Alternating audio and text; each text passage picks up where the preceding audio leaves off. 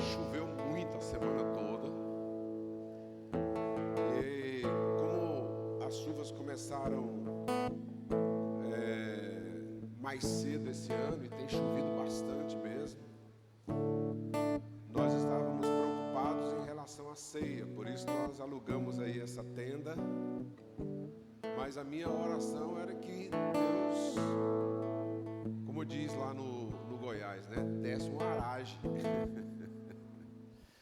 E aí que a chuva parasse. Aí o Renato até brincou comigo: rapaz, enquanto você está orando para Deus espalhar as nuvens, porque ontem à tarde fez umas nuvens assim, né, achando que ia chover. Tem gente pedindo para chover, aí a gente não sabe, Deus não sabe quem é que vai responder aí essa oração. Mas a verdade é que Deus conhece todas as coisas, sabe do nosso coração. E eu louvo a Deus porque ontem no batismo nós tivemos um clima muito bom, agradável, não choveu. E hoje está um solzão bonito aí. E talvez até continue, né? Mas agora Deus pode mandar chuva. Pode mandar chuva. Que Deus abençoe, que haja muita prosperidade no campo, nas lavouras de soja, de milho, de arroz. O Brasil é hoje um celeiro para o mundo, né? Glória a Deus por isso. O Senhor é bom. Vamos fechar os nossos olhos, vamos orar. Ô Paizinho, nós adoramos o Senhor. Rendemos graças ao Teu nome. Agradecemos ao Senhor porque o Senhor conhece as nossas necessidades, os nossos corações, sabe da nossa vida. O Senhor conhece o profundo interior daquilo que nós somos, daquilo que está dentro de nós, dos nossos sentimentos. Senhor, e nós, por isso nós temos temor, por isso nós adoramos o Senhor, por tão grande o Senhor é.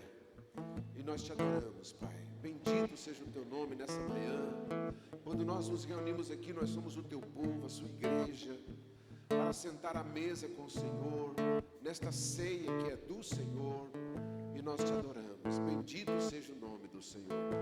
Recebe o nosso louvor, a nossa adoração. Pai, nós convidamos o Senhor para tomar o seu lugar de autoridade, o seu lugar, o trono do Senhor em nossas vidas, e que o Teu Espírito esteja movendo sobre nós. Nos abençoe. Que a graça poderosa do Senhor seja sobre nós, nos consolando, nos fortalecendo, Senhor, para os dias maus que nós estamos vivendo. Que possamos não apenas sobreviver, mas estar acima, ó Deus, de todas as circunstâncias que nós estamos vivendo. Cremos no Senhor. Tua palavra diz que o Senhor é poderoso para fazer infinitamente mais do que pedimos ou do que pensamos, Senhor, conforme a sua grandeza, o seu amor e a glória do Senhor que opera em nós. Nos abençoe, nós te adoramos, Tu és o nosso Deus. Honramos o Senhor, louvamos o Senhor. Nessa manhã nos curvamos perante o Senhor, a sua autoridade. Reconhecemos o governo, o senhorio e a autoridade do Senhor sobre nós, em nome de Jesus. Aleluias. Vamos louvar o Senhor com alegria. Vamos dar um forte aplauso ao nosso Deus. Amém. Aleluias.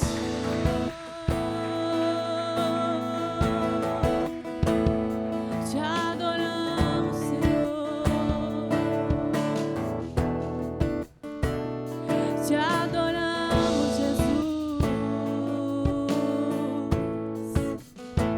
Queremos erguer um altar de adoração a Ti. Você pode adorar o Senhor com sua voz, dizer o quanto Ele é maravilhoso, o quanto Ele é justo, o quanto Ele é justo, maravilhoso é o Senhor. Os reinos se abalam, os povos se curvam, as bocas se abrem, as mãos se levantam para dizer que Tu és o Rei. Para dizer que Tu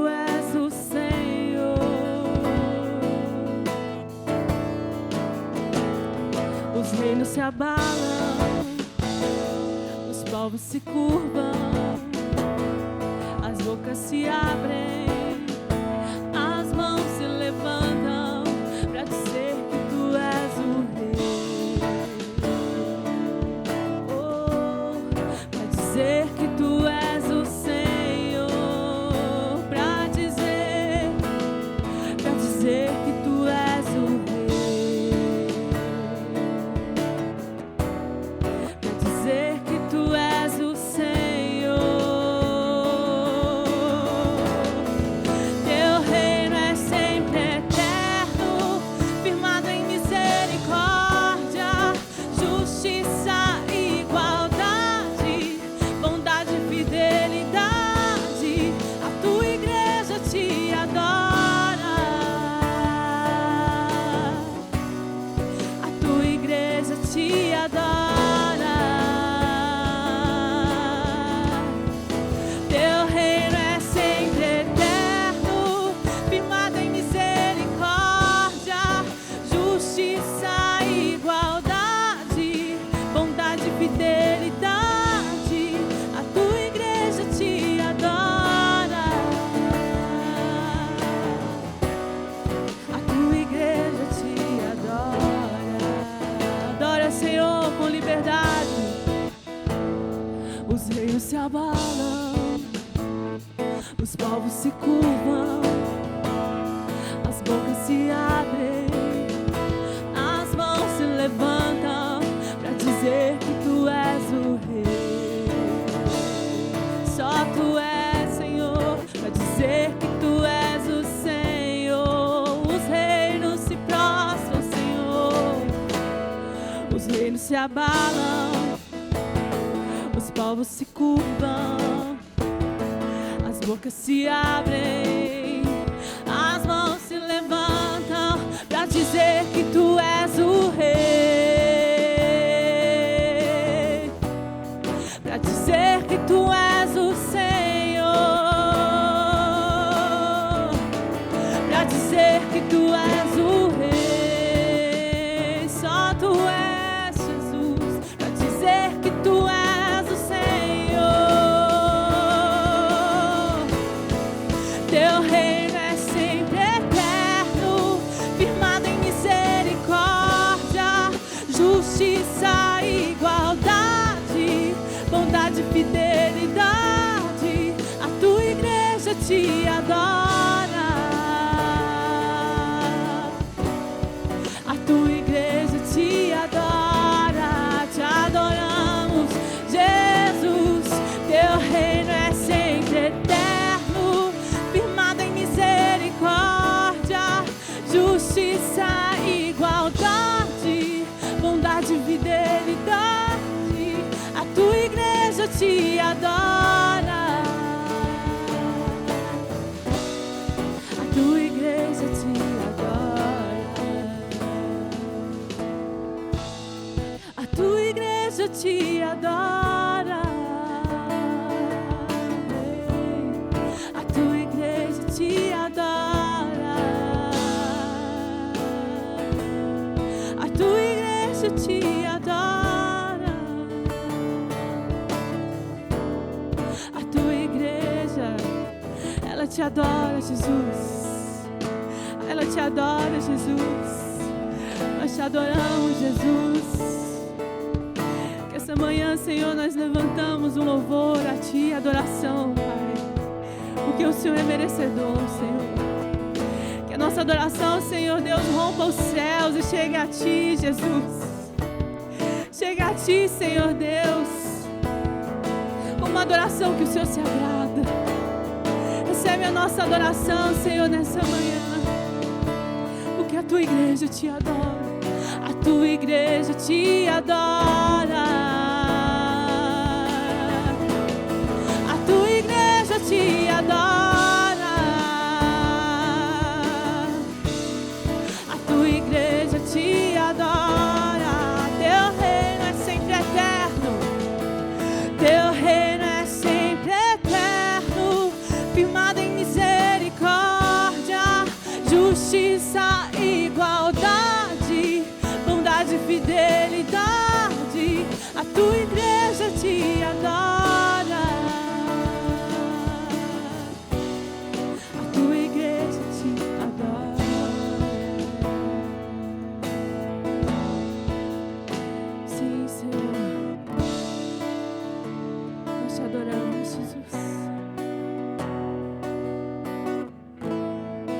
Nós te adoramos, Jesus. Nós nos rendemos, Senhor Deus, à tua grandeza. Nós nos rendemos, Senhor Deus, à tua bondade. Sabemos que o Senhor nos ama profundamente. Que o Senhor nos ama profundamente, Senhor. Capaz de entregar o seu único Filho por amor a nós, pobres pecadores. O Senhor nos ama profundamente, Jesus.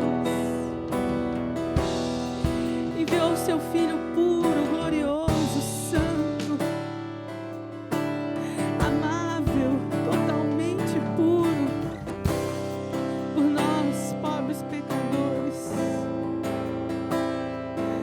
Oh Deus, o Senhor nos ama profundamente. O Senhor nos ama profundamente. E nós te adoramos, Jesus. Nós te adoramos, Jesus.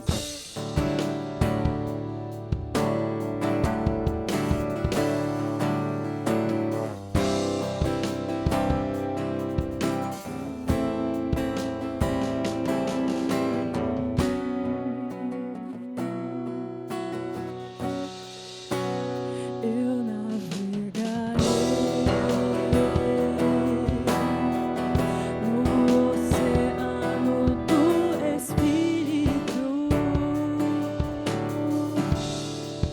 e ali adorarei ao Deus do meu amor.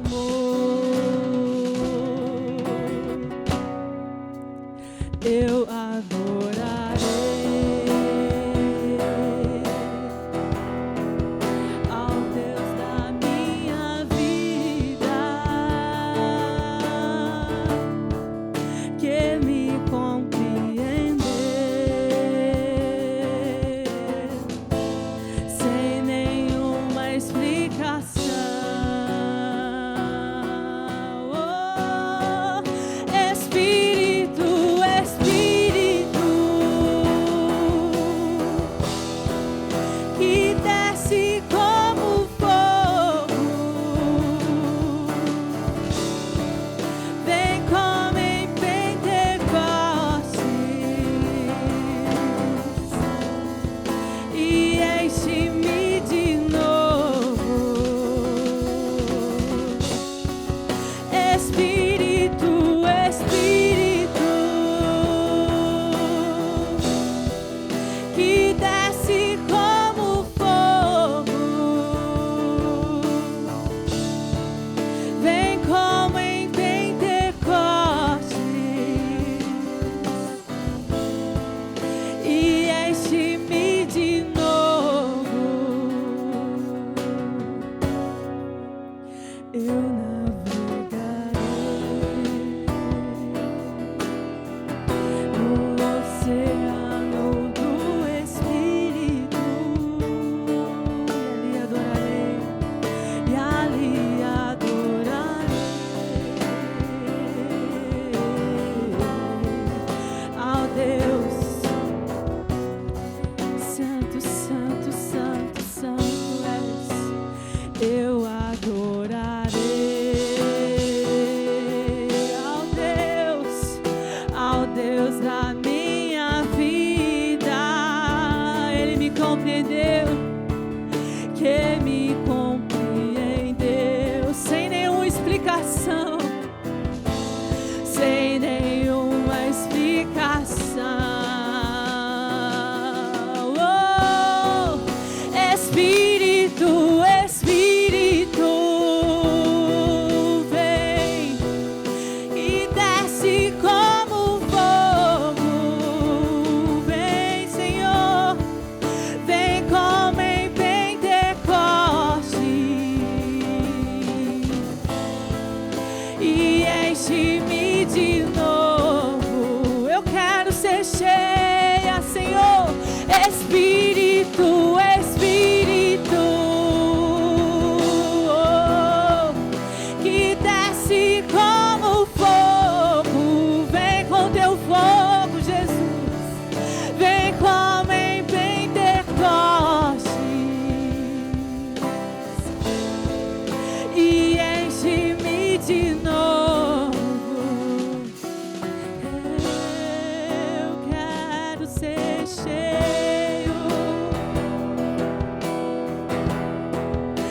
quero ser cheia, Santo, eu quero resplandecer a tua glória, Jesus.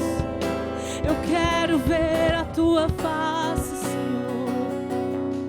Oh, Espírito de Deus, oh, Espírito de Deus, clamamos por mais de ti, Jesus.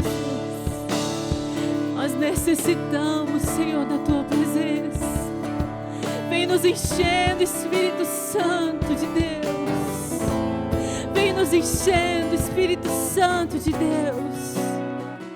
Oh, Espírito, Espírito, que desce como fogo, vem, vem como em Pentecostes e enche-me de novo. Vem, vem, vem, Espírito, Espírito, oh, que desce como fogo. Oh, Jesus, vem como em Pentecostes e enche-me de novo.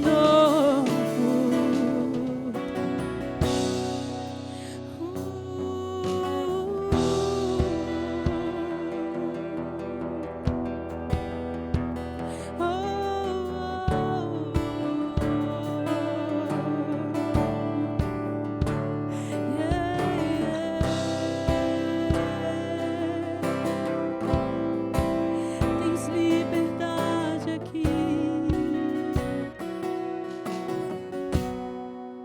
Tens liberdade aqui, Espírito Santo de Deus. Tem liberdade aqui, Espírito Santo de Deus, no meio da tua igreja, no meio da tua igreja, Senhor. Nós queremos, Senhor, te buscar mais, Senhor. Queremos te buscar mais, Senhor, porque o Senhor tem tanto para nós, Pai. O Senhor tem tanto para liberar sobre a tua noiva, sobre a tua igreja. Possamos buscar e buscar e não cansar de buscar, anseiar e anseiar e anseiar pela presença do Senhor. Chamar, chamar pela presença do Senhor. Invocar a presença do Senhor. Oh, Espírito Santo de Deus.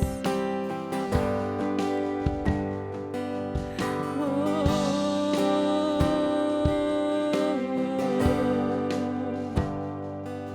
Ele tem fogo em seus olhos e uma espada em suas mãos.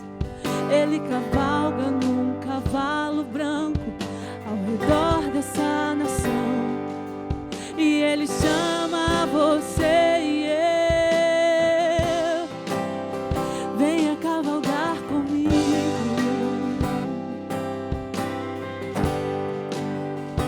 E nós dizemos sim, sim, Senhor, iremos contigo.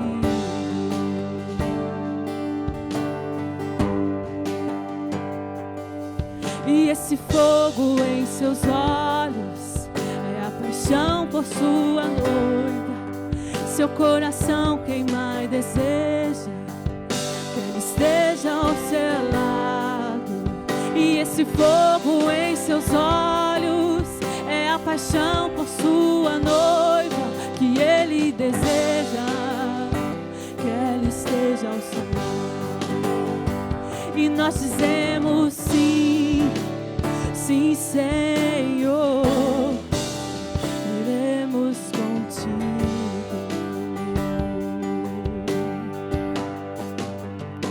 E nós dizemos sim,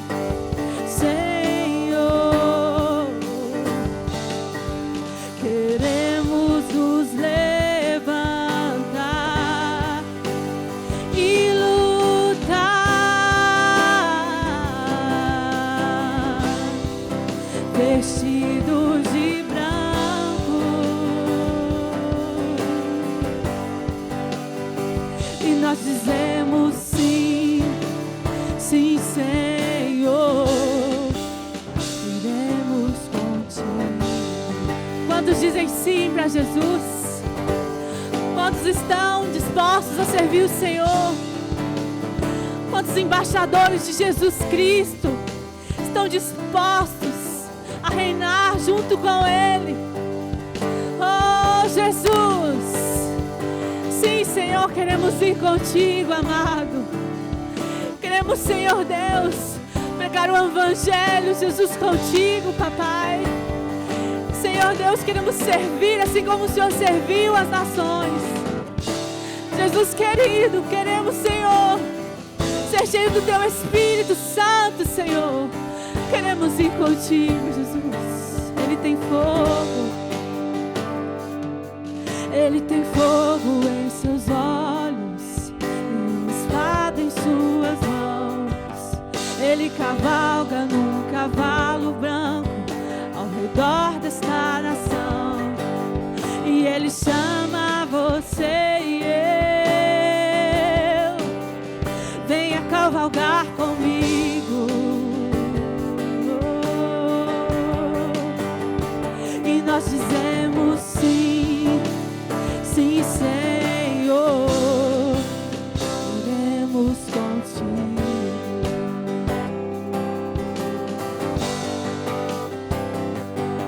E esse fogo em seus olhos é a paixão por sua noiva.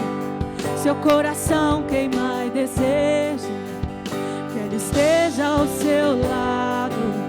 E esse fogo em seus olhos é a paixão por sua noiva, que Ele deseja que ela esteja ao seu lado. E nós dizemos sim, sim, Senhor, iremos contigo.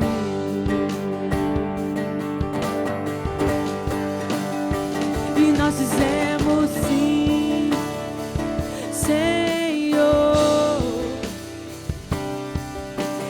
iremos nos levantar e lutar, vestidos de branco, e nós dizemos sim, sim, Senhor, iremos contigo. Oh,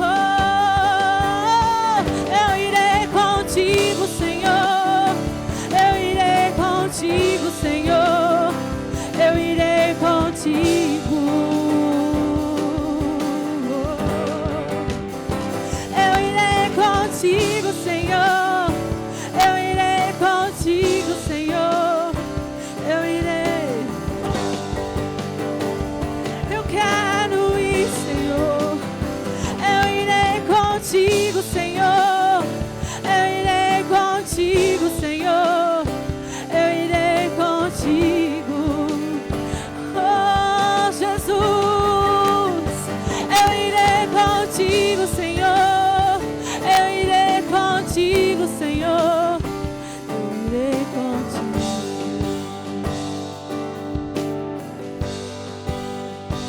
Eu irei contigo, Senhor, eu irei contigo, Senhor, eu irei. Você pode dizer isso mais forte, declarando ao Senhor: eu irei, eu irei, eu irei contigo, eu irei contigo, Senhor, eu irei contigo, Senhor, eu irei contigo, amado Jesus, eu irei contigo, Senhor, eu irei contigo, Senhor, eu irei contigo. Ah,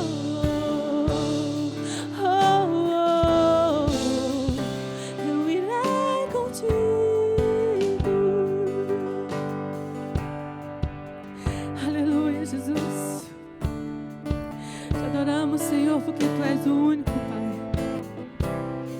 É o nosso único suficiente Salvador.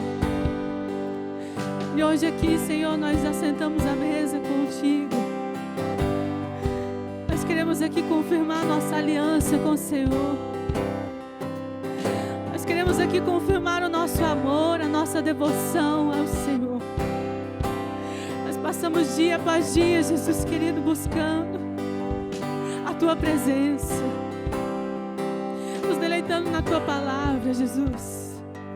Porque nós confiamos no Senhor, porque a nossa esperança está no Senhor, porque cremos na vida eterna, Jesus. Aleluia. Você pode adorar o Senhor com uma salva de palmas. Adore a Jesus. Aleluia.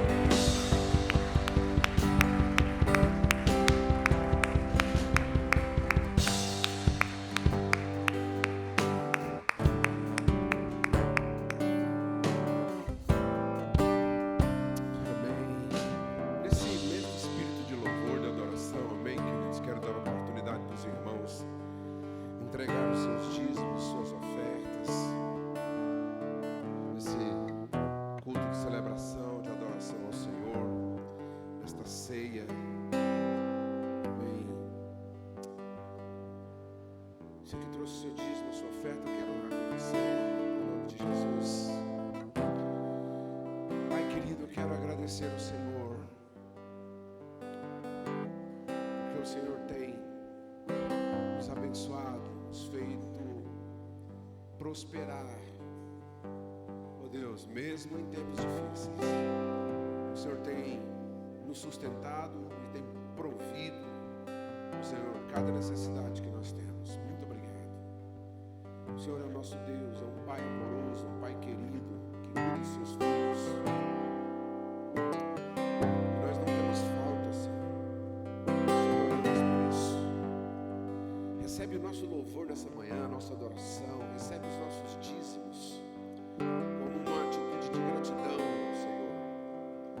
Oh Deus, muito obrigado, Pai. Recebe as nossas ofertas, Senhor, e que o Senhor esteja movendo os céus e abençoando o Teu povo, a Tua igreja, não apenas com o suprimento das nossas necessidades físicas, mas acima de tudo emocional e espiritual, Senhor.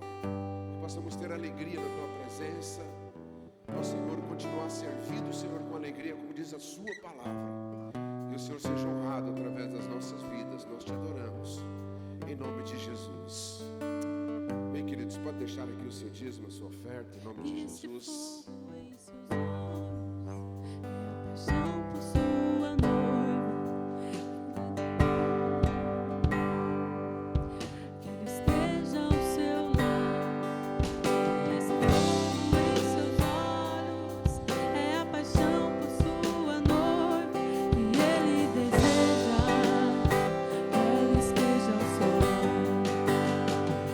Dizemos sim, sim, Senhor, iremos contigo.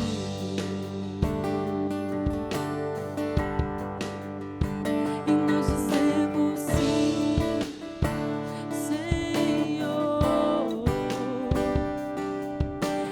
iremos nos levantar e lutar. Vestidos de branco,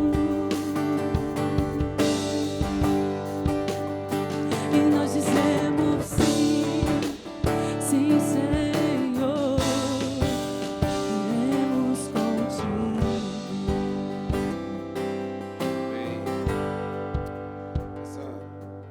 essa canção, ela reflete a necessidade da igreja nesse tempo. A igreja precisa se levantar, né?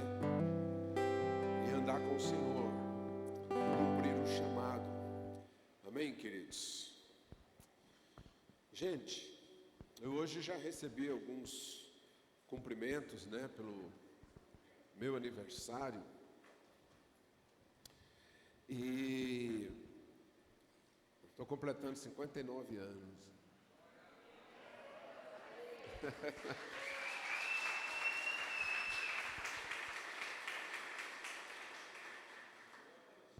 Só para descontrair aqui um pouquinho, né? Para a gente entrar aqui na palavra. Eu quero aproveitar a oportunidade para trazer para os irmãos aqui uma visão bíblica sobre a questão do aniversário. Você sabe que a gente tem poucas referências de Deus sobre aniversários na Bíblia. Não existe muitas referências assim. Nós temos uma referência que não é muito boa, que é aquela referência em que posso dizer assim, esposa e amante de Herodes, né? Pediu a cabeça de João Batista. E é uma coisa que, quando eu chegar lá no céu, eu vou perguntar para Deus, por que o Senhor permitiu? Porque é uma coisa que, desde que eu me converti, que eu tenho isso no meu coração. Eu sei algumas respostas já, né? Mas, sinceramente, não é fácil você ver uma situação dessa. João Batista era um nazireu. Eu expliquei esses dias aqui a diferença entre um tempo de jejum, de consagração, a diferença entre sacerdote e o nazireu, né? O sacerdote é um homem que leva uma lâmina na testa, uma roupa, né, sacerdotal e uma lâmina na testa escrita Elohim Kadosh, santidade ao Senhor. E ele é aquela testemunha ali em Israel, e ele cumpre o seu ritual no templo, ele intercede pelo povo, ele é o mediador entre Deus e os homens, ele intercede diante de Deus pelo povo e traz a palavra de Deus para o povo. Jesus é o nosso sumo sacerdote, está sentado à direita de Deus Pai, intercedendo por nós. Mas o nazireu é um ícone mais aprofundado do que é santidade, porque o nazireu é uma pessoa muito consagrada. O nazireu é uma pessoa chamada por Deus para não desfrutar dos prazeres do mundo, vamos dizer assim, aqueles prazeres lícitos. O nazireu não corta cabelo, o nazireu não corta barba, o nazireu, ele não toma vinho. O nazireu, a gente vê na Bíblia isso. É uma pessoa que ele é 100% consagrado a Deus, uma vida com Deus. Ele não desfruta dos direitos que muitas vezes nós temos. Por isso que quando nós fazemos um jejum, uma consagração ao Senhor, nós entramos dentro de um fundamento, de um princípio de nazireado. Nós nos abstemos das coisas que são lícitas, mas são prazerosas, e a gente abre mão daquele prazer, como comer uma carne, um churrasco, uma lasanha, tomar um refrigerante, um açaí, essas coisas assim, tudo são lícitos, mas quando eu estou me abstendo disso, eu estou abrindo o direito de um prazer para me dedicar a Deus. E o nazireu era esse tipo de gente. João Batista não tinha nem roupa como a roupa comum do povo. Ele se alimentava de mel silvestre e gafanhoto. Ele ficava ali como objetivo de as pessoas, eles iam para João Batista, porque sabia que aquele homem era um homem de Deus, uma representação de Deus, um nazireu consagrado. Queridos, deixa eu falar uma coisa. O que nós estamos precisando nesse tempo é de pensar sobre uma geração de nazireus. A igreja precisa entender isso. Nós vivemos muito prazeres na nossa vida, todos eles são lícitos, não é? Mas pouco tempo de consagração e de abdicar dos direitos do prazer, né? Mas eu estou falando isso, voltando para a questão do aniversário aqui. Quero dar uma palavra bíblica sobre a questão do aniversário. É que a gente não vê muito na palavra do Senhor sobre as celebrações de aniversário. Não que seja certo, não. Todos nós conhecemos a nossa cultura, uma cultura de celebrar aniversário. Mas a gente não vê na Bíblia falar sobre o aniversário de Jesus, sobre o aniversário dos homens de Deus, dos profetas, de apóstolos. A gente não vê. Por quê? Existe uma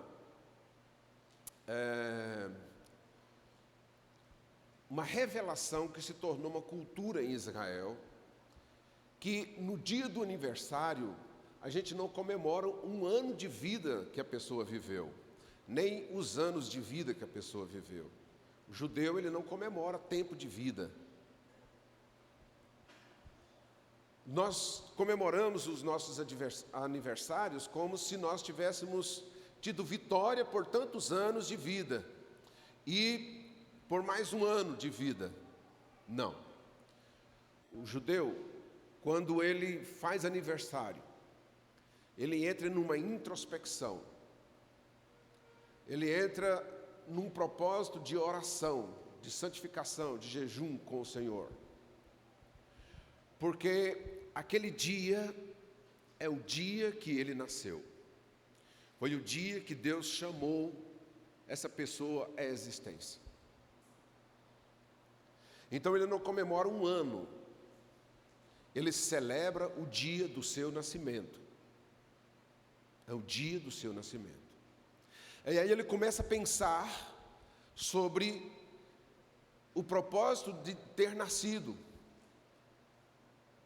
Vocês sabem que a gente lê a Bíblia e é muito forte essa ideia de associar o nome da pessoa com a vocação da pessoa. Então, quando uma criança nascia, naqueles tempos lá em Israel, era dado o nome dele. Jesus teve um nome, né? Jesus, Yeshua, o libertador, o salvador. E isso trazia também para ele a identidade que dava a razão da sua existência nesse mundo. Então, isso é comemorar o aniversário dentro de um contexto bíblico. É a pessoa passar um dia orando a Deus, pensando na razão da sua existência. Quando Jó sofreu o que ele sofreu, ele amaldiçoou o dia que ele nasceu, porque ele compreendeu que se ele tivesse nascido para aquele contexto de sofrimento da vida dele, a vida dele não valeria a pena. Então, esse é o propósito. Nenhuma pessoa veio ao mundo por acaso. Há um propósito de Deus para a vida de cada um de nós. E a maior dificuldade que às vezes as pessoas enfrentam é entender a razão de Deus ter chamado ela à existência nesse mundo. Quando a gente lê Salmo 139, que a gente vê ali como foi que Deus formou cada um de nós, de modo cuidadoso, com um plano, com um projeto, com um propósito. Cada um de nós temos uma individualidade, irmãos, peculiar, particular. Para vocês verem o tanto que nós somos originais, vamos dizer assim, nem a nossa, como é que a gente fala? Digital é igual. Não existe um ser humano igual ao outro no mundo, nunca existiu. Cada um de nós tem uma particularidade, tem um propósito, tem um chamado. Você não veio a esse mundo por passar por esse mundo. Deus tem um plano na sua vida desde antes da sua existência. E aí o judeu, ele leva isso muito a sério. No dia que é o dia que marca o dia do seu nascimento, ele faz como Moisés, né? Escreve o Salmo 92. É 92 ou 90? 90, né? Eu sempre confundo. O Salmo 90, que no final ele faz aquela reflexão de vida. Para que eu nasci? Ele fala: me ajuda, Senhor, a contar os meus dias. Contar os dias significa viver cada dia valendo a pena, cumprindo o propósito que Deus chamou. Então, não tem problema nenhum a gente fazer uma festa, comer um bolo, cantar parabéns, fazer um churrasco e tal, mas o problema é que tem que ter a primeira parte. O que eu vejo, infelizmente, é que às vezes as pessoas fazem aniversário sem saber a razão do seu aniversário, sem fazer uma reflexão de vida, sem orar ao Senhor, sem buscar ao Senhor, fazer uma análise do tempo que passou. Deus, será que no tempo que eu estou hoje, com 59 anos, Senhor, o quanto a minha vida foi frutífera no propósito que o Senhor me chamou? E nos dias que me faltam, Deus, quantos dias o Senhor ainda tem para mim? Porque todos nós vamos chegar diante do Senhor, irmãos, e vamos prestar conta de cada dia que o Senhor nos concedeu de vida nesse mundo.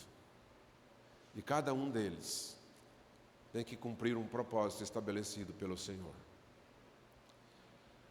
Então isso é o aniversário bíblico, né? Hoje eu estou introspectivo. Mas alguém faz aniversário 28 de novembro aqui? Não, né? Só eu, então eu estou me sentindo o cara. E que seja assim, que cada dia que você fizer aniversário, você possa ter um tempo de oração com o Senhor, buscar o Senhor,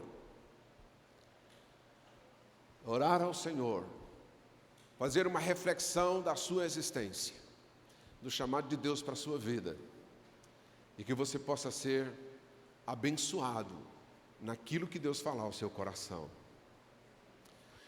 Se os irmãos quiserem me presentear com um SW4, né, Jane? Zerada, eu aceito. Se quiser celebrar, eu aceito. Dançar, eu aceito. Bolo, churrasco, eu aceito. Não tem problema nenhum. Mas essa é a segunda parte de uma celebração de aniversário. Aí vocês veem que, por conta desta cultura de introspecção, de oração, de temor ao Senhor, de pensar: Deus, eu estou cumprindo o chamado do Senhor para a minha vida, o propósito pela qual o Senhor me chamou à existência, é que a gente não vê muita festa de aniversário na Bíblia. E a festa mais evidente de aniversário, um servo de Deus morreu. Então é isso. Amém? Que Deus abençoe. Eu aceito todos os presentes, todos os parabéns, todos os abraços, todas as ofertas, a SW4 de 7 lugares que vocês estão preparando para mim. Recebo tudo, né? Mas é importante pensar nessa primeira parte, que é a parte bíblica do aniversário. Tá bom? Tem alguém fazendo aniversário amanhã aqui? Alguém faz aniversário no mês de novembro ainda, gente? Além do Benjamin? Mas, pois é, essa semana, né? Então, vimos lá todo o sorrisão, a postagem da mamãe, aniversário da Milena. Mas alguém faz aniversário em novembro? Além eu, a Milena, a senhora também. Aí, gente, tem muita gente, já não estou me sentindo tanto o cara mais. Abra sua Bíblia, por favor, em Atos capítulo 2. Nós estamos repassando a visão da igreja, e eu estou me esforçando, porque não é a minha praia, escrever, o meu propósito é escrever o manual da visão, uma carreira de sucesso com Deus. Não é da minha praia, mas eu vou tentar juntar tudo que eu tenho de arquivos, de coisas, vou fazer o manual da visão, uma carreira de sucesso com Deus. Mas antes eu estou passando passo a passo, repassando passo a passo a visão da igreja. A gente vai reformular também a arte da visão, vamos fazer tudo novo, porque o ano que vem, que já está chegando aí, já falta só um mês, nós vamos entrar para valer na visão da igreja. E nós falamos da introdução, sobre Hebreus capítulo 12, versículos 1 a 3, que é o texto base da visão. Domingo passado eu falei sobre o primeiro passo, e hoje eu quero falar sobre o segundo passo, que todo mundo acha que o segundo passo, depois do primeiro, é batizar, Mas não, o segundo passo da visão, uma carreira de sucesso com Deus, é frequentar o núcleo vida. Amém?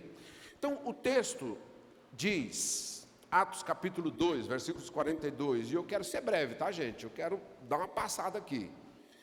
Diz assim a palavra do Senhor: e perseveravam na doutrina dos apóstolos e na comunhão, no partir do pão e nas orações. Em cada alma havia temor, e muitos prodígios e sinais eram feitos por intermédio dos apóstolos. Todos os que creram estavam juntos e tinham tudo em comum.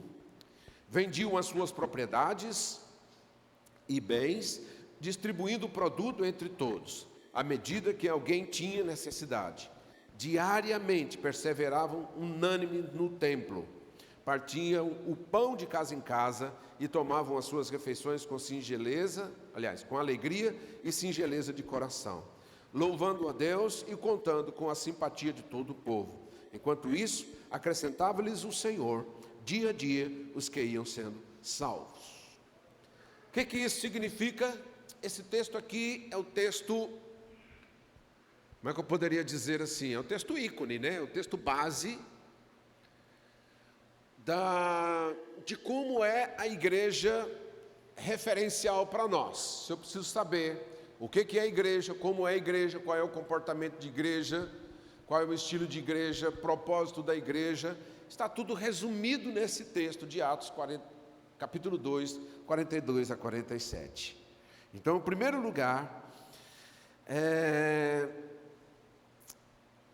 assegurar, o núcleo vida, a visão do núcleo vida, a visão da igreja, é assegurar, ter a certeza de que a pessoa que se converteu, que deu o primeiro passo,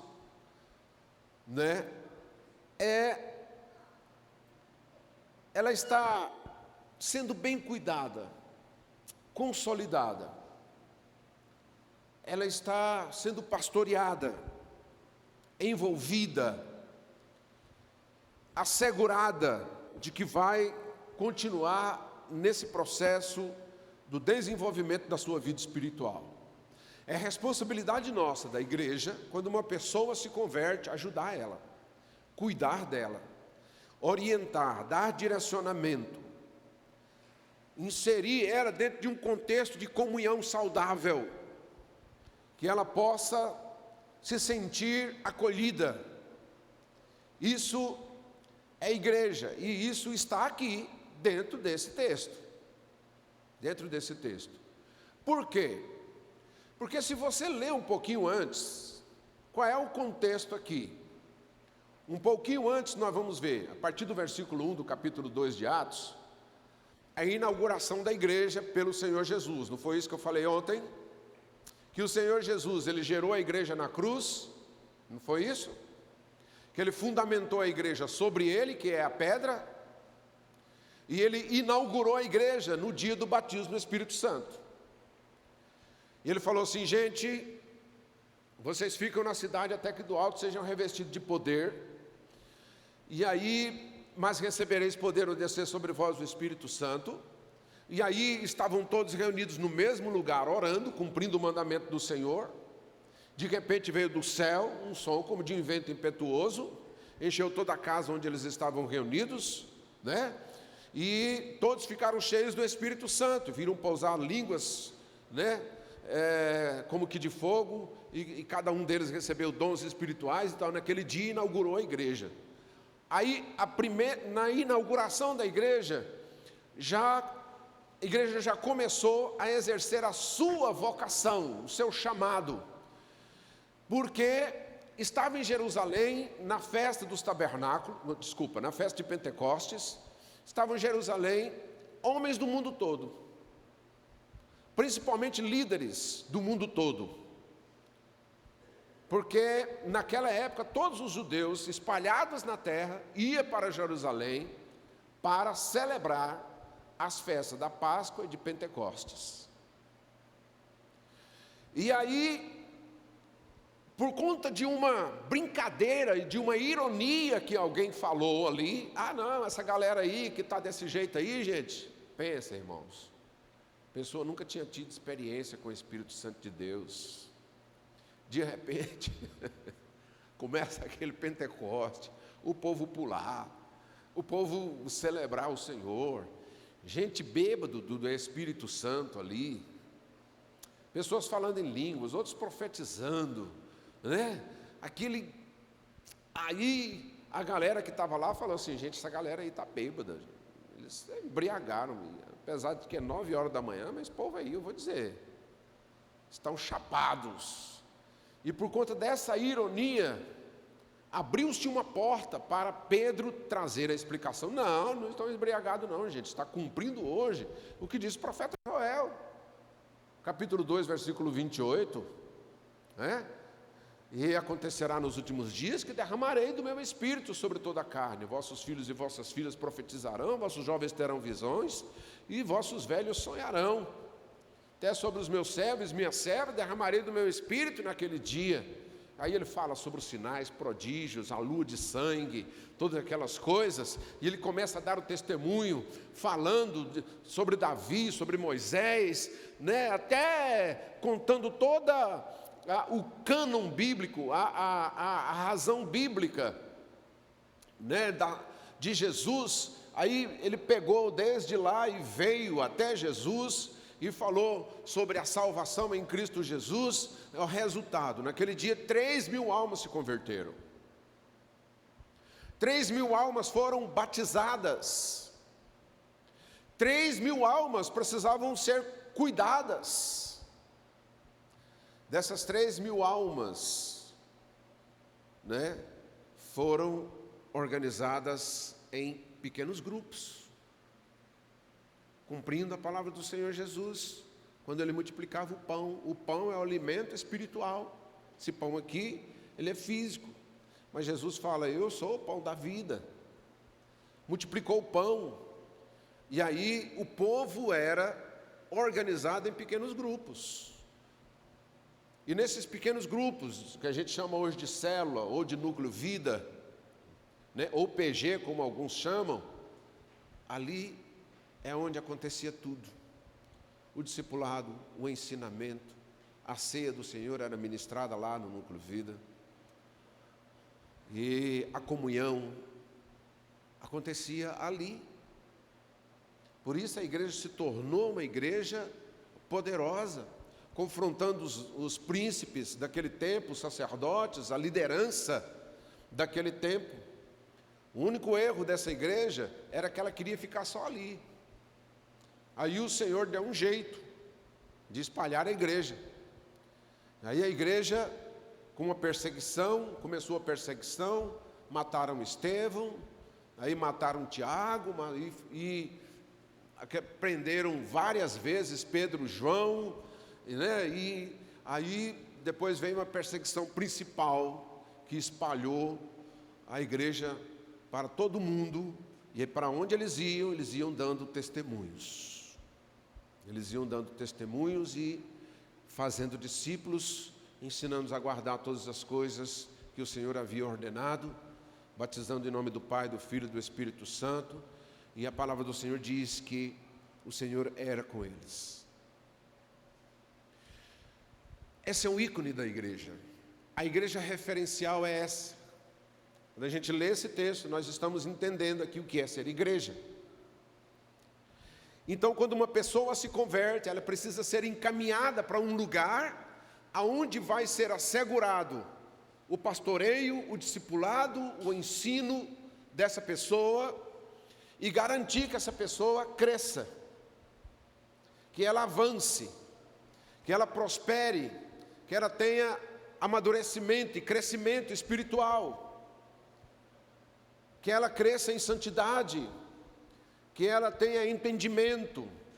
Então, é ali no núcleo vida que isso acontece, que é chamado de consolidação, né? Então, a primeira coisa, a primeira sensação que a pessoa recebe quando ela vai ao núcleo vida é a visão do acolhimento para a sua vida. Essa sensação que ela tem, a visão do amor, de se sentir inserida no corpo. E aí a palavra do Senhor fala exatamente a primeira coisa no versículo 42, e perseveravam na doutrina dos apóstolos e na comunhão. A comunhão, ela tem vários níveis, mas a comunhão mais profunda, ela acontece na reunião dos núcleos vidas, né? Porque aqui nós temos comunhão, mas a gente aqui encontra um ou outro, oi aí irmão, como é que vai? Aí como é que vai? Está tudo bem e tal. A gente saiu daqui, acabou, mas lá no núcleo vida não. Lá no núcleo vida são pequenos grupos, né? Dá para a gente conversar mais tempo com a pessoa, dá para ter comunhão realmente, conviver com ela, acompanhar. Então isso aí é o núcleo vida. E 1 João capítulo 1, versículo 1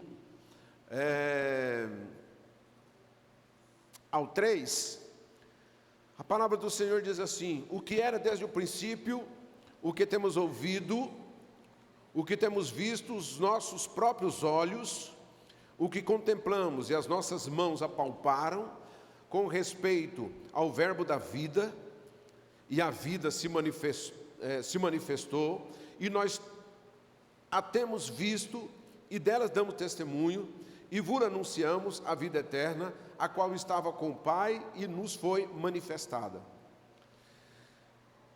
O que temos visto e ouvido, anunciamos também a vós outros, para que vós igualmente mantenhais comunhão conosco. Ora, nossa comunhão é com o Pai e com o seu Filho Jesus Cristo. Essas coisas, pois, vos escrevemos para que a nossa alegria seja completa. O apóstolo João está falando assim: o que nós vivemos com o Senhor Jesus, o que nós experimentamos, o que nós vimos, a impressão que tivemos, o ensino que nós tivemos, a sensação que nós tivemos, o que nós percebemos no nosso relacionamento com o Senhor Jesus, tudo se resume em comunhão. Comunhão com o Pai, comunhão com o Filho, comunhão com o Espírito Santo e comunhão uns com os outros. E é no núcleo vida que a gente aprende tudo isso, essa comunhão plena, completa, com o Pai, Filho, Espírito Santo e a comunhão uns com os outros. A comunhão, ela precisa de relacionamento, a comunhão precisa de frustrações nos relacionamentos, decepções nos relacionamentos, e precisa de alegria também nos relacionamentos. É um erro a pessoa pensar assim: eu estou me relacionando no núcleo vida, aí de repente eu fui confrontado, ou eu fui, alguém fez alguma coisa comigo, me prejudicou, e agora a pessoa saiu do núcleo vida. Para mim não dá núcleo vida. Querido, olha, faz parte da convivência, de relacionamento de qualquer pessoa, em qualquer nível social, família, trabalho e até igreja, essa situação de confronto às vezes, de frustração, de decepção. E é exatamente aí que a gente aprende a vencer, que a gente aprende a lutar, que a gente aprende a conviver. É exatamente aí. Não é possível a gente viver em relacionamento se não estiver disponibilidade, ou disposição, melhor dizendo, de lidar com os embates. Você sabia que o Espírito Santo está o tempo todo lutando com cada um de nós, por conta das nossas birras, das nossas da nossa obstinação em fazer coisas que desagradam a Deus, não é? Das nossas manhas, dos nossos mimimis. O Espírito Santo está o tempo todo lidando com a gente. Já pensou se o Espírito Santo desistisse de nós, irmãos? Ah não, o Márcio, rapaz, você viu o que o Márcio fez, o que ele falou de mim, ou o que ele deixou de fazer, o que ele deixou de falar. Ah não, eu não suporto mais, eu não vou mais. Se o Senhor desistisse da gente, a gente não pode desistir, não podemos. E não tem jeito da gente estar em núcleo vida se a gente não tiver os embates. Não tem. Mas isso faz parte de qualquer nível social. Tem alguma família aqui que é perfeita, que não tem discussão nenhuma? Tem? Tem gente ou não tem? Não. Todo mundo aqui no seu ambiente de trabalho, você é extremamente feliz porque lá não tem problema nenhum?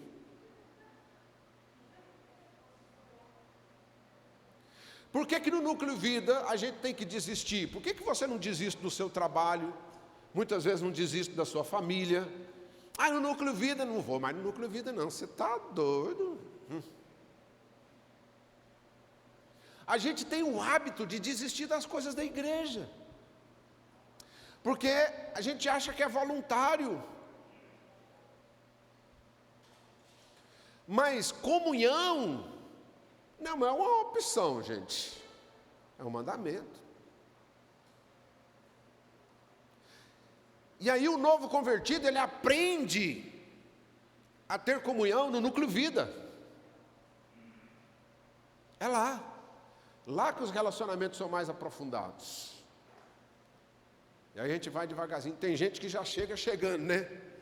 Ele já chega, ele já abre a vida dele, ele já conta tudo, ele já fala de tudo. Na sua vida familiar, profissional, o que ele tem, o que ele não tem, se é rico, se é pobre, né? Até o calo no dedão ele fala que tem, já chega dizendo tudo. E aí ele joga tudo de uma vez ali. É até difícil às vezes do núcleo de vida absorver todas as informações que a pessoa fala da vida dela.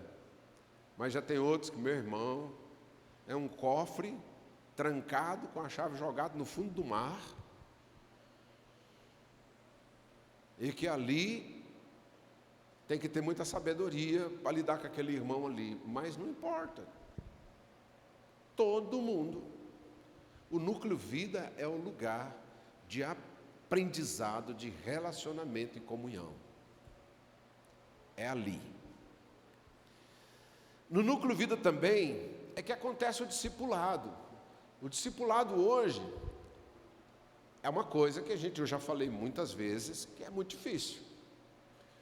Tanto que a igreja chegou ao seguinte entendimento: gente, o certo é o discipulado, mas se você não quiser o discipulado, não tem problema não. Você tem que aceitar pelo menos o pastoreio na sua vida.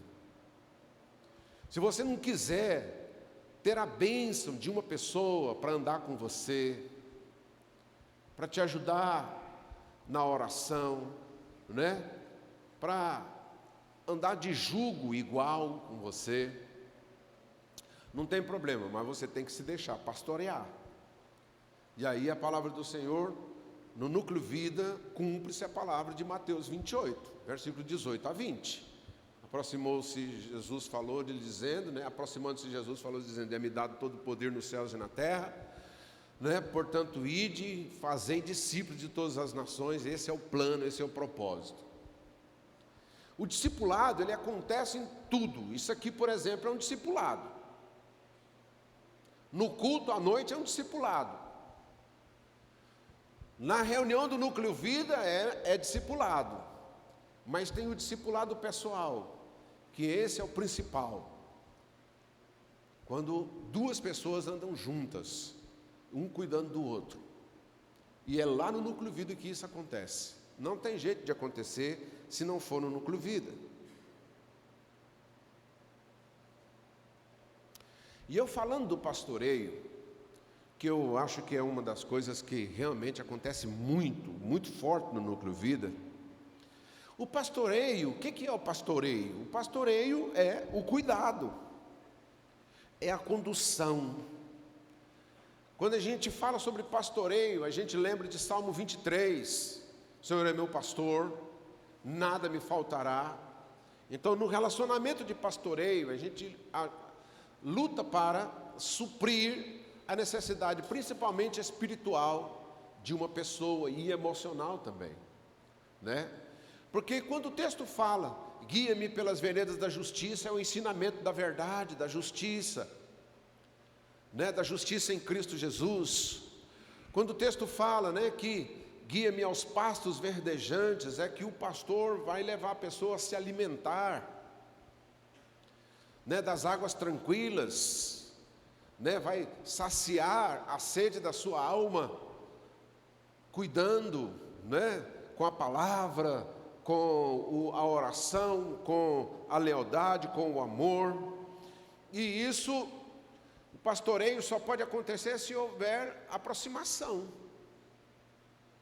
Sem aproximação não acontece o pastoreio. E essa aproximação, ela acontece lá no núcleo vida também, né? E o pastoreio é uma das coisas mais importantes da igreja. Quando o Senhor vai realizar uma obra, o Senhor Jesus vai realizar uma obra de cura espiritual e emocional. Em Pedro, ele fala sobre o quê? O assunto é pastoreio. Pedro era aquele tipo de pessoa que amava profundamente o Senhor, mas a sua estrutura era uma estrutura frágil. Ele queria fazer coisas que ele não dava conta. Como, por exemplo, na hora que ele foi confrontado, ele não deu conta de dizer, não, eu estava com o Senhor mesmo. Se vocês quiserem me matar também, me crucificar, pode. Mas ele disse, não, nem conheço. Quantos Pedros nós temos, né? Quantos? E por conta dessa frustração de Pedro com ele mesmo, ele achou que não era digno de continuar servindo o Senhor e realizando a obra do Senhor. E aí o Senhor Jesus, naquela praia, chama eles ali, senta, com peixe, pão ali, eles comendo, um foguinho ali. O Senhor fala para Pedro que mesmo ele não sendo perfeito nas suas estruturas, ele era apto para realizar a obra mais importante que o Senhor Jesus deixou na terra, que era pastorear as ovelhas dele. As ovelhas não são nossas. Nós, como os líderes, nunca podemos achar que algum crente, que algum membro da igreja é propriedade nossa, de forma nenhuma. Pelo contrário, nós temos que ser o mais servo de todos. Servir, dar o exemplo de servir. Porque todos nós, tanto quem é líder, quanto quem não é ainda, somos ovelhas do Senhor. E a coisa mais preciosa que o Senhor tem nesse mundo é o seu aprisco cheio de ovelhas. Portanto, quando o Senhor Jesus está falando, olha, você me ama, só é apto para cuidar das ovelhas, que são a menina dos olhos do Senhor, quem ama o Senhor. Por isso que o Senhor Jesus, ele fala muito na sua palavra, brigando, ele tem algerias, ele tem, vamos dizer assim, numa linguagem popular nossa, raiva, sobre os mercenários, falsos profetas, falsos pastores. Você vê no Evangelho de João, Mateus, o Senhor falando sobre isso, porque são pessoas que pegam as ovelhas do Senhor, né, e esfoleiam as ovelhas, né? Aproveita da ingenuidade das ovelhas. E o Senhor Jesus, ele fica irado com isso. Porque para cuidar da ovelha, tem que amar o Senhor da ovelha. Mesmo que às vezes você não tenha toda a estrutura que você acha que precisa, como Pedro também não tinha. Mas o Senhor fala para Pedro assim: você me ama? Sim, Senhor, eu te amo. Pastoreia as minhas ovelhas. Pedro, você me ama? Você está certo disso? Você tem certeza, Pedro? Senhor, eu te amo. Então, cuida das minhas ovelhas. Pedro, você tem certeza que me ama? O Senhor em nenhum momento perguntou para Pedro assim: Pedro, você acha que você é capaz de cuidar das minhas ovelhas? Pedro, você tem toda a estrutura que você precisa para cuidar das ovelhas? Né? Todo o preparo de cursos, né? Todo de, sei lá, de MBA, de coach, de psicologia, de administração. Você tem tudo que você acha que precisa para cuidar das minhas ovelhas? Não, o Senhor Jesus não perguntou isso para ele. Você tem formação? Não. O Senhor Jesus perguntou para ele: você me ama? Se você me ama, você já vai ter o entendimento do meu coração, que a coisa mais importante para mim são as ovelhas. Cuida delas. Cuida delas.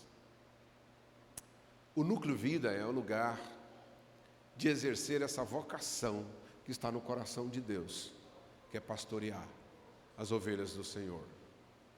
É ali que a gente sente a necessidade um do outro, é ali que a gente sabe o quanto o irmão está sofrendo, é no momento de cumprir Romanos, quando o apóstolo Paulo fala: chorar com os que choram e se alegrar com os que se alegram. O Núcleo Vida é esse ambiente. Tem hora que a gente está celebrando, né, com o irmão, outra hora a gente está chorando com o outro, mas é ali que cumpre, é lá. Daí a importância do Núcleo Vida, né? Em Atos capítulo 20, versículo 28, a palavra do Senhor diz assim: atendei por vós e por todo o rebanho sobre o qual o Espírito Santo vos constituiu bispos, para pastoreares a igreja de Deus, a qual Ele comprou com o seu próprio sangue. E Efésios 4:11, a palavra do Senhor diz assim: e Ele mesmo deu uns para apóstolos, profetas, evangelistas e pastores e mestres. Então é a oportunidade de servir no Núcleo Vida também, passando agora para frente, é a oportunidade de servir com os dons. É lá no Núcleo Vida que a gente aprende a servir com os dons que a gente recebeu, né? Que são os dons naturais, aqueles talentos. Tem gente que tem talento para música, vai louvar o Senhor, vai cantar, vai tocar o violão lá no Núcleo Vida, na reunião. Tem aquela pessoa que tem o talento para ajeitar a mesa, organizar as coisas lá no Núcleo Vida. Aquele talento, né, de mandar um bolinho para o irmão de vez em quando. Tem gente que gosta disso. Eu estou mandando aí uma coisinha para você. Chega lá, uma tapawarezinha lá com um bolinho de fubá, né? Essa coisa. Tem gente que é no Núcleo Vida, irmãos, que isso acontece. É lá. E isso é gostoso. Também ministra com os dons ministeriais, né? E aprende a servir a igreja. A gente tem em Romanos capítulo 16, o apóstolo Paulo elogiando os irmãos que aprenderam a ter atitudes nobres, que agradam a Deus, e esse aprendizado e a forma de ser um cristão útil, saudável para o reino de Deus, é lá no Núcleo Vida que aprende. Olha só, Atos 16, versículo 1, ele fala: olha, recomendo-vos a nossa irmã Febe, que está servindo a igreja de Sencreia, né? Para que a recebais no Senhor como convém aos santos, e a ajudeis em tudo que de vós vier a precisar, porque tem sido protetora de muitos e de mim inclusive. Essa irmã aqui era uma irmã, viu? Que orava, que cuidava dos líderes, dos apóstolos, cuidava de interceder. Era alguém assim, e ela lá no Núcleo Vida, né? Saudai Priscila e Áquila, meus cooperadores em Cristo Jesus. Priscila e Áquila tinham uma igreja na casa deles, e Paulo chama eles de cooperadores. É no Núcleo Vida que a gente aprende a cooperar um com o outro, né?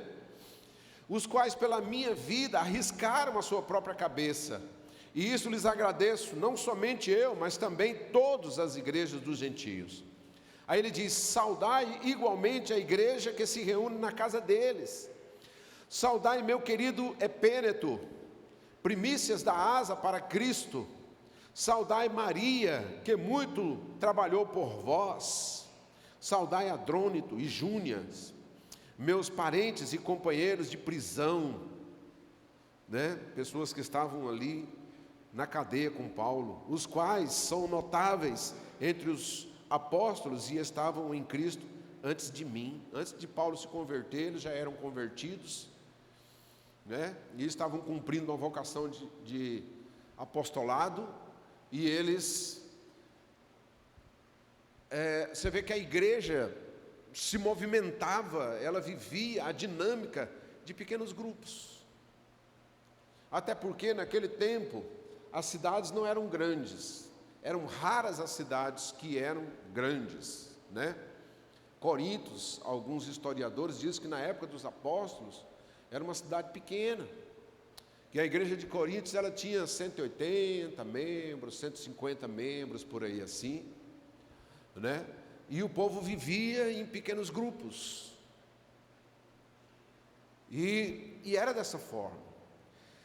É no Núcleo Vida que se dá o treinamento, as primeiras oportunidades surgem de servir o Senhor lá no Núcleo Vida, como por exemplo arrumar cadeira, servir água, né? Levar um irmão para o Núcleo Vida, uma pessoa, um não crente, orar por alguém, visitar uma pessoa, aprender a visitar, né? Aprender a servir, é lá no Núcleo Vida. E uma coisa muito importante, irmãos, é o líder de Núcleo Vida que é responsável para conduzir a pessoa que se converteu, receber ele, inserir ele, colocar um irmão mais maduro para cuidar dele, né? No processo do discipulado, deve acompanhar a vida desse irmão, para que ele possa ir ao próximo passo, né? Olha, você se converteu, querido, essa aqui é a sua casa, aqui é o seu lugar, nós vamos estar com você, né? Orar por ele, acompanhar a vida dele e encaminhar ele no processo do desenvolvimento da sua vida espiritual. O próximo passo, olha, é a classe nova criatura. Você precisa se batizar. A palavra do Senhor diz em Marcos capítulo 15, versículo 16, né? Ide pregai o evangelho a toda criatura, quem crer e for batizado será salvo. Então essa é a palavra. Vamos lá, encaminhar a pessoa para a classe nova criatura, depois acompanhar ele da classe nova criatura para o batismo, né? Do batismo ainda tem outras experiências de maturidade espiritual, cursos, né? Inserir ele na escola, explicar para ele a visão, a escola que a igreja oferece, que vai dar para ele muita oportunidade de cursos, de treinamentos, para ele crescer, se desenvolver, né? E até chegar a ser líder de Núcleo Vida também, ou um anfitrião, ou um co-líder. Então é no Núcleo Vida que isso acontece, é o líder que é responsável para conduzir a pessoa na carreira de sucesso com Deus, é o líder de Núcleo Vida, né? E a pessoa que às vezes chegou de uma outra igreja, que não é batizado ainda, mas ele estando no Núcleo Vida, é o líder que vai conduzir ele. Ó, meu irmão, seja muito bem-vindo, glória a Deus, né? Você já foi batizado, é membro da igreja e tal, mas olha, tem agora essa visão aqui para você andar, né? E continua inserindo ele nos cursos, no treinamento, na maturidade cristã, ensinando ele a se envolver com a igreja em tudo, né? Inserindo no ministério, ajudando em tudo. Inclusive o Núcleo Vida, O líder de núcleo vida é a pessoa tão importante na visão, que é ele quem indica uma pessoa para um ministério. Nós não devemos receber uma pessoa em um ministério sem que o líder de núcleo vida dê o respaldo. Não, mas esse irmão aí dá testemunho aqui no núcleo vida. Ele está servindo o Senhor, ele está se esforçando. Então você pode receber ele aí no ministério, né? Se a gente tem que lidar com alguma dificuldade do membro que está dando trabalho no ministério, a gente vai falar com quem? Com o líder de núcleo vida, que é, nesse caso, o pastor dele ali, né? Que ele, o líder do núcleo vida, vai conversar com o discipulador dele, ou vai chamar o irmão e falar o que está acontecendo, para vocês verem que a igreja, ela é ali, núcleo vida. O líder, a comunhão, tudo acontece ali no núcleo vida. Irmãos, e quando nós estamos afinados, alinhados, todos nós pensando isso, que eu estou falando para os irmãos aqui, a gente não tem problema. A gente cresce. A gente cresce. E vamos falar sobre o crescimento, porque é no núcleo vida que realmente cresce, a pessoa cresce no núcleo vida. Quando ela está no núcleo vida, ela cresce. Quando ela não está no núcleo vida, ela não tem o mesmo crescimento espiritual que deveria ter. Mas ela cresce quando está no núcleo vida. Porque tem os desafios, como eu falei, tem os aprendizados, como eu falei, né? Tem as oportunidades, como eu falei. Colossenses capítulo 1, versículo 9, a palavra do Senhor diz assim: por essa razão também nós, desde o dia em que ouvimos, não cessamos de orar por vós e de pedir que transbordeis do pleno conhecimento da vontade, aliás, da sua vontade, em toda sabedoria e entendimento espiritual, a fim de viverdes de modo digno do Senhor, para o seu inteiro agrado, frutificando em toda boa obra e crescendo no pleno conhecimento de Deus, sendo fortalecidos com todo o poder, segundo a força da sua glória, em toda perseverança e longanimidade, com alegria, dando graças ao Pai, que vos fez idôneos a parte que vos cabe da herança dos santos na luz. O que o apóstolo Paulo está falando aqui? Ele está resumindo o pensamento de Deus para cada crente que se converte. Acho que não foi certo não, né? É para cada pessoa que não é crente e que se converte. Você se converteu, Deus tem um pensamento para você. Qual é? Crescer.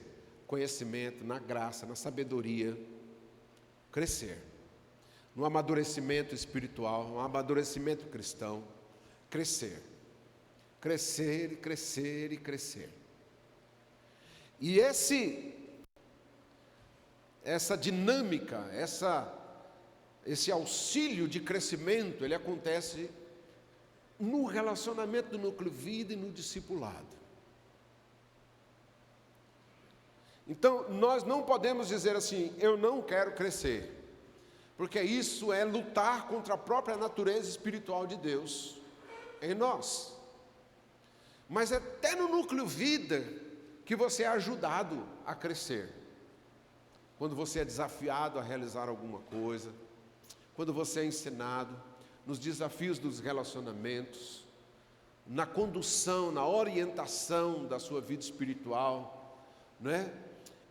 É ali. E ainda em Colossenses 2,6, o apóstolo Paulo diz assim: ora, como recebeste Cristo Jesus, o Senhor, assim andai nele radicados e edificados e confirmados na fé, como fostes instruídos, crescendo em ação de graças. Crescendo. Irmãos, não é fácil seguir a Jesus e crescer. Nós precisamos uns dos outros. E essa ajuda, ela acontece lá no núcleo vida. Então, para a gente concluir, vamos fechar aqui lendo 2 textos. O texto de Atos 2,42, novamente. Eu acho que tem uma falha aqui. Ah, não, tá, não tem falha nenhuma aqui não, está perfeito. É porque eu vi a jarra, não vi o copo, a taça aqui. É copo ou a taça, né? Dia do meu aniversário tem até taça para a gente beber água aqui. Desde ontem que os irmãos estão fazendo isso comigo.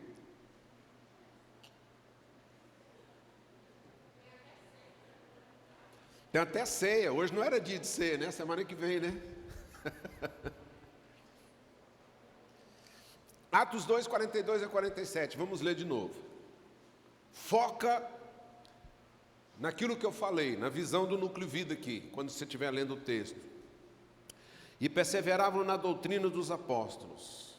No núcleo vida tem doutrina, ensinamento. E na comunhão, no núcleo vida tem. De perto. Acontece realmente. No partir do pão e nas orações. Só tem uma coisa que ainda não tem no núcleo vida, no nosso caso, que é ministrar a ceia do Senhor.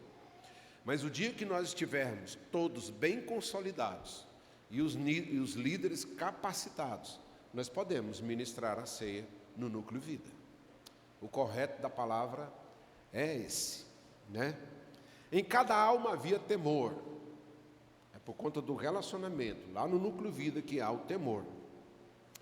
E muitos prodígios e sinais eram feitos por intermédio dos apóstolos. No núcleo vida também pode ter milagre, testemunhos, sinais e prodígios do Senhor. Todos os que creram estavam juntos. E é lá no núcleo vida que esses juntos aqui se concretiza. E tinham tudo em comum, a comunhão. Vendiam as suas propriedades e bens. Aqui a gente abre um parênteses para dizer que houve um equívoco na igreja de Atos, que as pessoas, eles achavam que Jesus estava voltando naqueles dias, portanto eles nem precisavam mais ter casas, bens, fazendas. Eles vendiam tudo e distribuíam para aquelas pessoas que eram mais necessitadas, para que houvesse uma igualdade, né, na condição da vida de cada um. Agora, isso é um excesso de zelo, né? Mas não, porque alguém pode falar assim, não, então tudo bem, eu agora não preciso ser ofertante nem dizimista mais, porque a igreja de Atos cometeu um equívoco. Não, irmãos, isso é outra coisa, né? Mas o texto diz assim, vendiam as suas propriedades e bens, distribuindo o produto entre todos, à medida que alguém tinha necessidade. Versículo 46, diariamente perseveravam unânimes no templo, ou seja, os membros do núcleo vida, cada núcleo vida, vem para o templo, são 10 núcleo vidas. Então, os 10 núcleos, ou seja, os membros daquele núcleo vida, reúne todos os 10 na igreja para uma grande celebração, vamos dizer assim, um nuclão aqui na igreja, né? Então, e aqui a gente se encontra, enquanto o irmão que é do núcleo vida, enquanto o irmão que é de outro núcleo e tal, e a gente tem uma grande celebração aqui. Diariamente perseveravam unânimes no templo, partindo pão, de casa em casa. Eu pulei aqui, né? Vendia suas propriedades e bens, distribuindo produtos à medida que alguém tinha necessidade. Não, está certo. Diariamente perseveravam unânimes no templo, partiam o pão de casa em casa, né? E tomavam as suas refeições com alegria e singeleza de coração. Não tem coisa boa quando termina o núcleo vida, né? Que aí a gente tem aquele, como eu sempre gosto de ir na casa da Shirlene ali, que tem sempre uma coisinha diferente, um bolinho assim, diferente, assim, do tipo mineiro e tal, né? Ou lá na casa da Uélia, mas do Alice, né? Que eles trazem umas coisas diferentes do Tocantins. Pastor, o senhor já tomou suco de não sei... traz aí, irmão, vamos experimentar esse negócio. E ali a gente come e tal, e vai batendo papo, vai conversando, e aquela comunhão gostosa acontece ali, no núcleo vida. É tudo muito simples, com singeleza de coração. E louvando a Deus e contando com a simpatia de todo o povo. Enquanto isso, acrescentava-lhes o Senhor dia a dia os que iam sendo salvos. Então, quando a igreja está toda harmonizada, Não tem ninguém que não quero frequentar núcleo vida, não gosto. Não, está todo mundo em núcleo vida, os líderes funcionando bem, pastoreando, cuidando, encaminhando as pessoas, os ministérios funcionando bem, aquela comunhão gostosa, sincera, enfrentando os desafios de relacionamento, mas perseverando ali, buscando o Senhor, né, e tal. Irmãos, a palavra do Senhor diz que o acréscimo da igreja é o Senhor quem faz. A gente só precisa obedecer. E esse é o plano, né? Porque a palavra do Senhor diz: enquanto isso acrescentava-lhes o Senhor dia a dia os que iam sendo salvos. E eu quero ler Efésios capítulo 4, 11 em diante, para a gente concluir.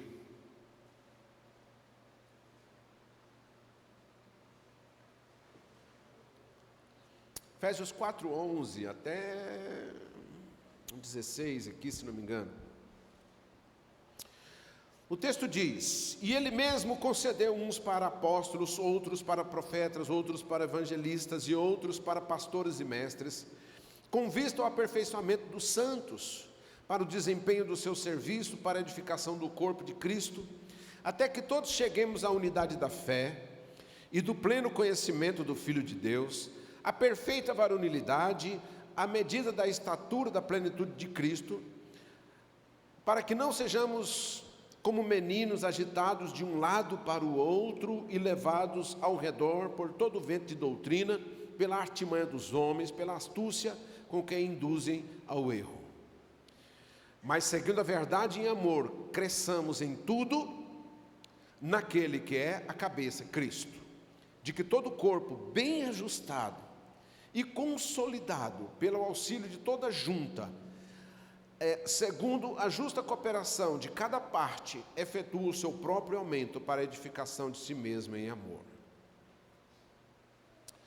Aqui a gente observa muitas coisas. O texto está falando sobre ministérios, a razão dos ministérios na igreja.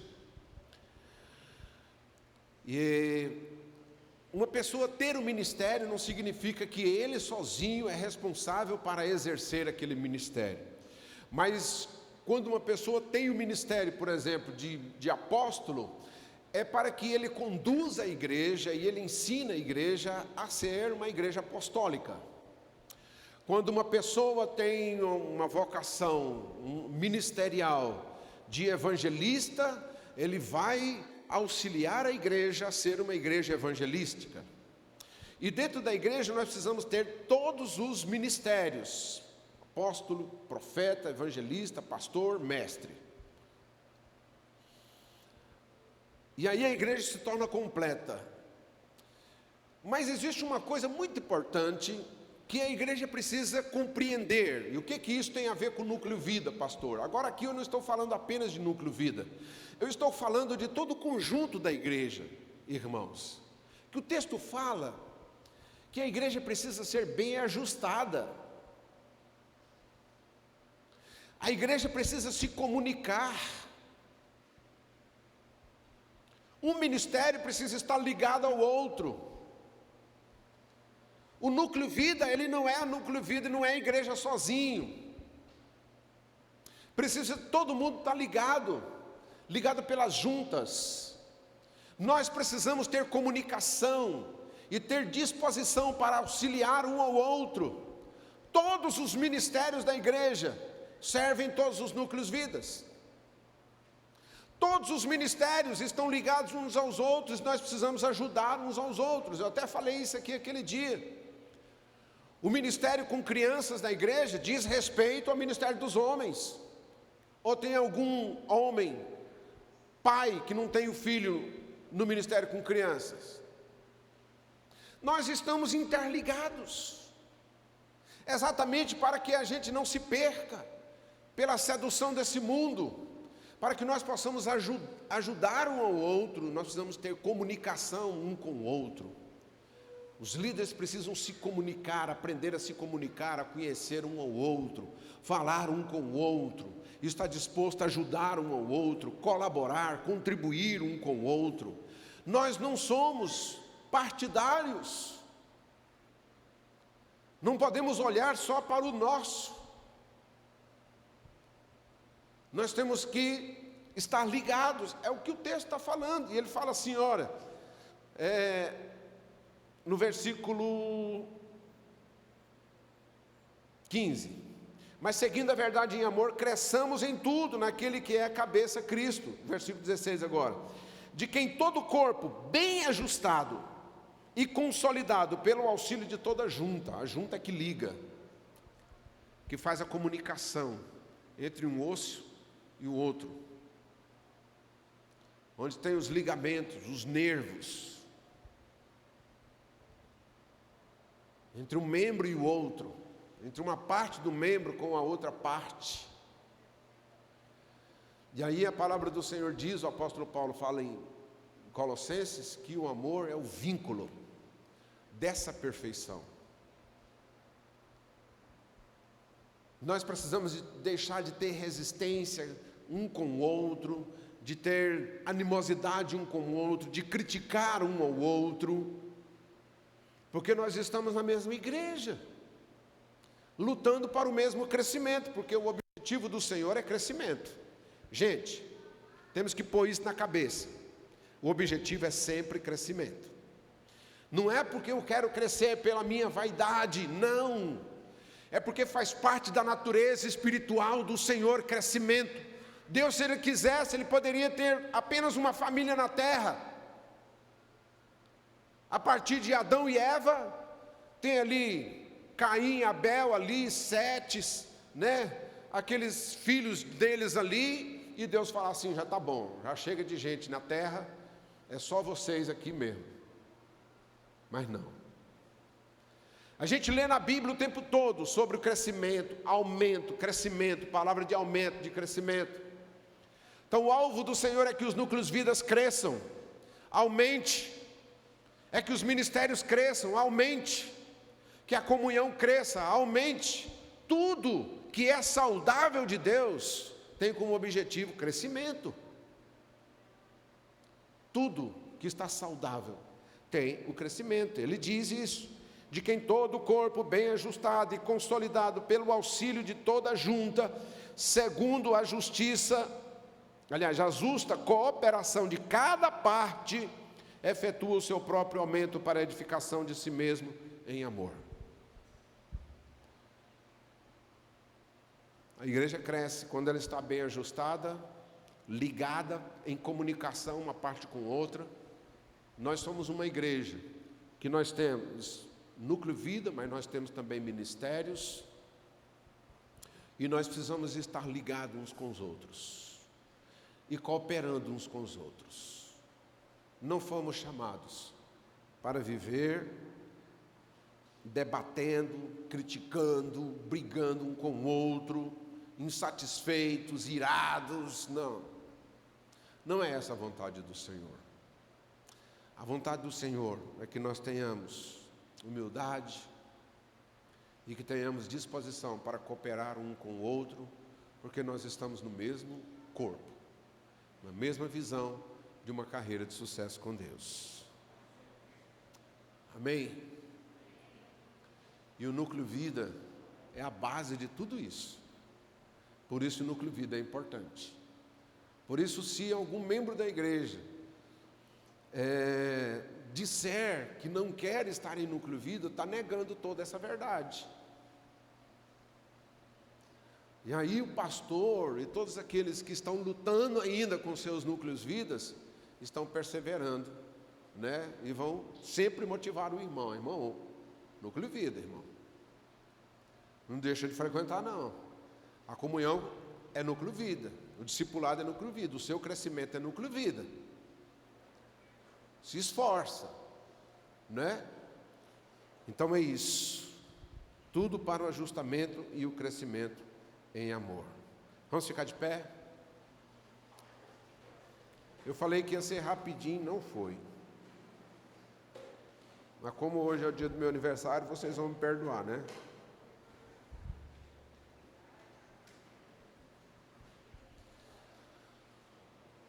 A ceia é a consolidação da igreja. É o testemunho de que nós estamos em comunhão uns com os outros e com o Senhor. É aqui, Aqui é a hora da verdade. Vamos orar? Eu já quero pedir, por favor, pastor Martim, verbena também. Olha como está bonito aqui, irmãos. Glória a Deus, pastor Martim, mas a verbena chegaram cedo hoje, organizaram aqui. Pediu a Vera, vem aqui também, Plassone, Melda, nos ajuda aqui, por favor. Vai convidar os meninos da primeira a sentar na frente? O Martim me lembrou uma coisa muito importante que eu já tinha combinado com a Carleia e acabei esquecendo. Os meninos que batizaram ontem, gente, vocês vão, ainda está reservada as cadeiras de vocês aqui, ó. Cadê? Está desde ontem. Ó, todo mundo aqui que foi batizado ontem aqui. Amém? Vamos receber todos eles com carinho mais uma vez.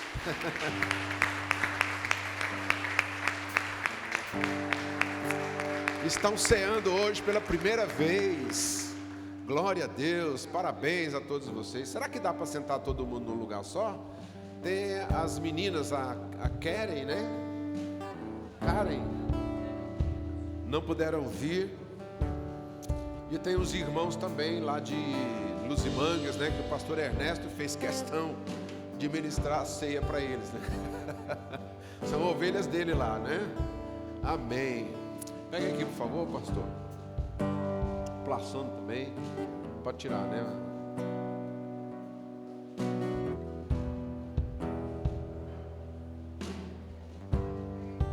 Pode. É bom que a gente já ora e já vamos servir, né? Amém. Vamos orar.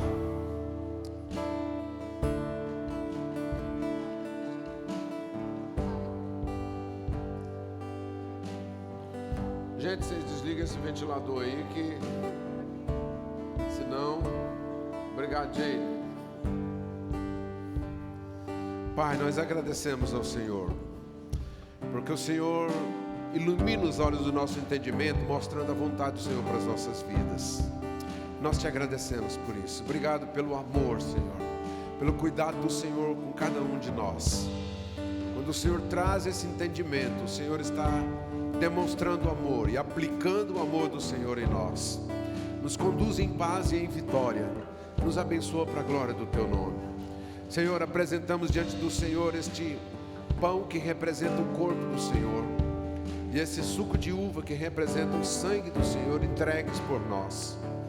Oh, querido Deus, que a nossa comunhão aumente com o Senhor, que a nossa comunhão aumente uns com os outros, que ao participar dessa ceia, o Senhor esteja nos abençoando, nos limpando de toda impureza, de todo mal, Senhor, em nome de Jesus, e nos fazendo, Senhor, mais maduros, mais, Senhor, prósperos no Senhor, e que possamos crescer, sim, no conhecimento, na graça do Senhor, na sabedoria, no temor do Senhor, e servir o Senhor com alegria, porque sabemos que o Senhor vai nos trazer esse aumento que nós precisamos. Te adoramos, Pai. Recebe o nosso louvor, a nossa adoração, em nome de Jesus. Amém. Podem servir, por favor.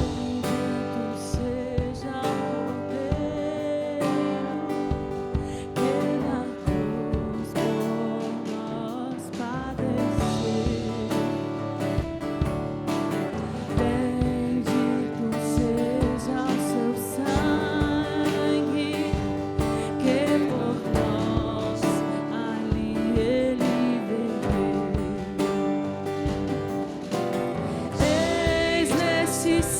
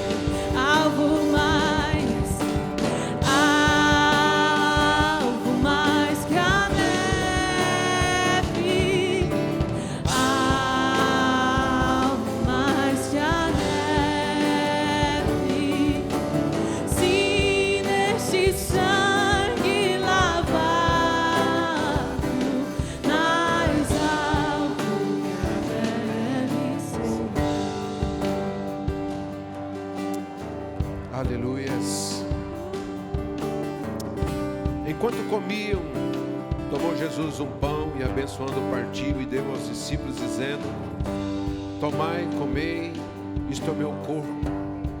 A seguir tomou um cálice e tendo dado graças, o deu aos discípulos, dizendo: bebei dele todos, porque isto é o meu sangue, o sangue da nova aliança, derramado em favor de muitos para a remissão de pecados. E digo-vos que desta hora em diante não beberei deste fruto da videira, até aquele dia em que eu hei de beber novo convosco no reino de meu Pai. E tendo cantado um hino, saíram para o Monte das Oliveiras. Amém, queridos? Se você tiver liberdade, você pode compartilhar aí esse cálice, pode compartilhar um pedaço do pão também com o irmão do lado aí. Fala: meu irmão, isso aqui é a revelação do Senhor da nossa comunhão com Ele e uns com os outros. Eu quero ter comunhão com você, amém? Se você tem um irmãozinho que é meio assim difícil de lidar com ele, né? Seja ousado, vai lá e fala assim: meu irmão, nós fomos chamados para ter comunhão uns com os outros. E essa ceia aqui é esse momento, nós declararmos essa comunhão. Amém? Faça isso em nome de Jesus. Com muito amor, é claro, né? Temos que fazer isso com muito amor.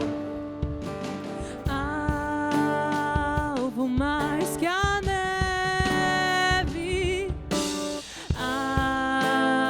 alvo mais que a neve, sim, nesse sangue lavado, mais alvo que a neve ser. Se nós a ti confessarmos e seguirmos na tua luz, tu não somente perdoas, purificas também, ó Jesus. Sim, é de todo pecado, que maravilha de amor, pois que mais alvo que a neve, o teu sangue nos torna, Senhor.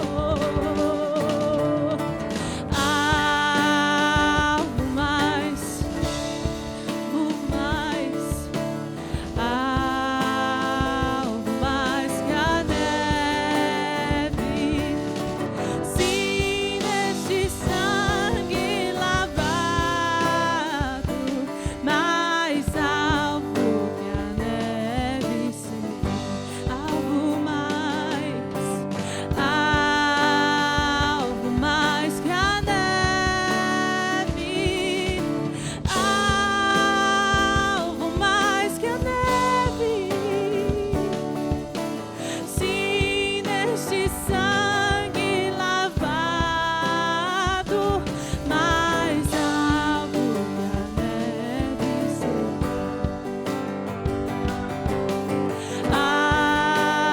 alvo mais que a neve,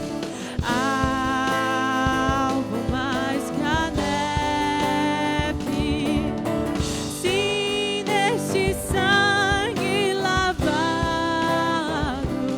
mais alvo que a neve, sim. Amém. Você pode levantar as suas mãos e adorar ao Senhor. Deus, muito obrigado pela vitória do Senhor sobre as nossas vidas como igreja. Deus, muito obrigado, Senhor, pela prosperidade, pela bênção, pelo aumento, pelo crescimento, pelos livramentos, Senhor. Tudo isso porque nós temos comunhão com o Senhor. Bendito e exaltado seja o teu nome, Senhor. Digno é o Senhor de ser honrado, de ser louvado, de ser engrandecido. Ó Senhor, porque foste morto, Senhor, e com teu sangue compraste homens e mulheres de todas as línguas, povos e nações. Ó Senhor, e nós te adoramos por isso, porque também fomos comprados, parte do teu reino, Senhor. Digno é o Senhor, nós te adoramos. Bendito é o nome do Senhor. Ó Senhor, a nossa alma clama, Senhor, pela sua volta, para estarmos com o Senhor. Como diz a tua palavra, o Espírito e a noiva clamam, dizem amém. Oh, bendito é o nome do Senhor, nós te adoramos. Louvado seja o nome do Senhor. Aleluias. Se você puder, dê um grito de júbilo, um aplauso ao Senhor. Aleluias. Glória a Deus.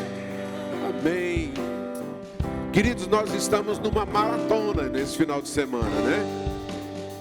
Tivemos batismo ontem, as 3 festas. Nós estamos tendo a ceia agora, mas a maratona continua até a noite. Amém? Seja forte, não falte o culto à noite, não. Vamos estar juntos celebrando o Senhor aqui. E a nossa festa de fim de ano, ela continua, porque no próximo sábado nós temos a ordenação dos irmãos Hélio e Ana. Amém? Então prepara o seu coração para a próxima festa. Que Deus abençoe a todos. Bom almoço. Vão em paz em nome do Senhor Jesus.